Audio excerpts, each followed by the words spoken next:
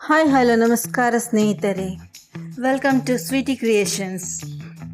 ಇವತ್ತು ನಾನು France red chilli ಕರಿ ಮಾಡಿದ್ದೇನೆ.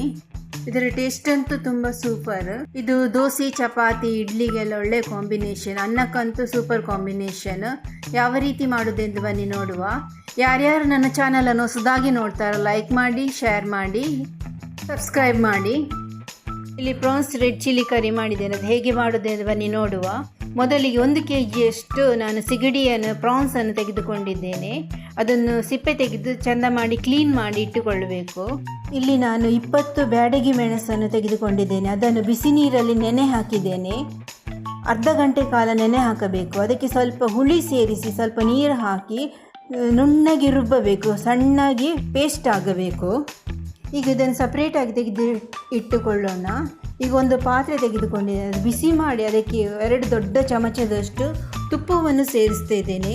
ತುಪ್ಪವು ಬಿಸಿಯಾದ ಬಳಿಕ ಅದಕ್ಕೆ 2 ದೊಡ್ಡ ಈರುಳ್ಳಿಯನ್ನು ಸ್ಲೈಸ್ ಮಾಡಿ ಹುರಿಯಲು ಹಾಕುತ್ತಾ ಇದ್ದೇನೆ.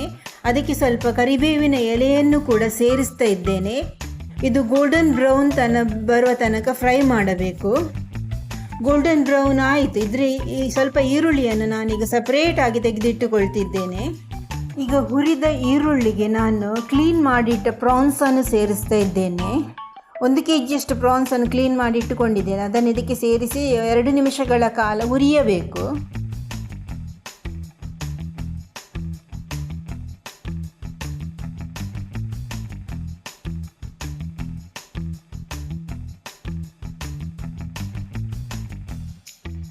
ಇದಕ್ಕೆ ಸ್ವಲ್ಪ ಅರಶಿನ ಮತ್ತು ಉಪ್ಪನ್ನು ಕೂಡ ಸೇರಿಸ್ತಾ ಇದ್ದೇನೆ. ಇದಕ್ಕೆ 1 ಗ್ಲಾಸಷ್ಟು ನೀರನ್ನು ಸೇರಿಸಿ ಒಂದು 5 ನಿಮಿಷಗಳ ಕಾಲ ಬೇಯಲು ಬಿಡಬೇಕು. ಮುಚ್ಚಳ ಮುಚ್ಚಿ ಬೇಯಲು ಬಿಡಬೇಕು.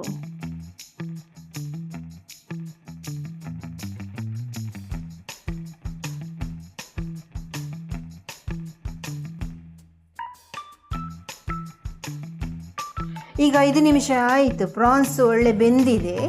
ಈಗ ರುಬ್ಬಿಟ್ಟ ಮಸಾಲೆಯನ್ನು ಇದಕ್ಕೆ ಸೇರಿಸಬೇಕು. ರೆಡ್ ಚಿಲ್ಲಿ ಪೇಸ್ಟನ್ನು ಇದಕ್ಕೆ ಸೇರಿಸ್ತಾ ಇದ್ದೇನೆ.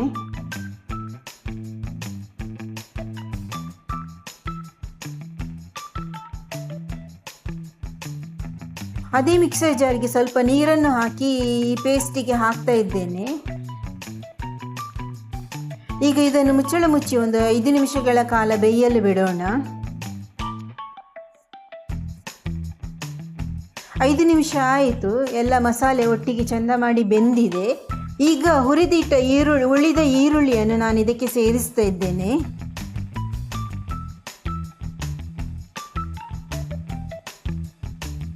ಫ್ರೈಡ್ ಆನಿಯನನ್ನು ಹಾಕ್ತಾ ಇದ್ದೇನೆ.